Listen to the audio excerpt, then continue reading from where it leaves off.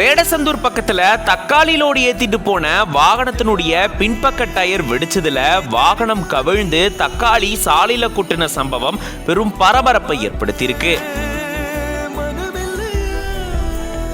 பொதுமக்கள் பைகளை எடுத்துட்டு வந்து தக்காளிகளா அள்ளிட்டு போயிருந்திருக்காங்க. வாங்க இதை பத்தி விரிவா இந்த வீடியோல பார்க்கலாம்.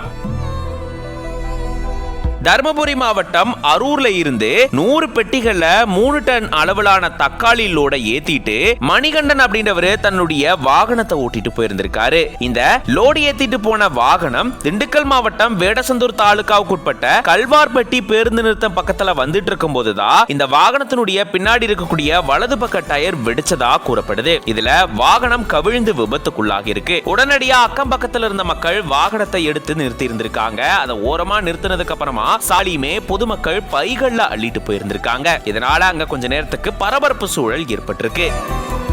இதை தொடர்ந்து கூம்பூர் போலீசார் இது தொடர்பா விசாரணையை மேற்கொண்டுட்டு வராங்க.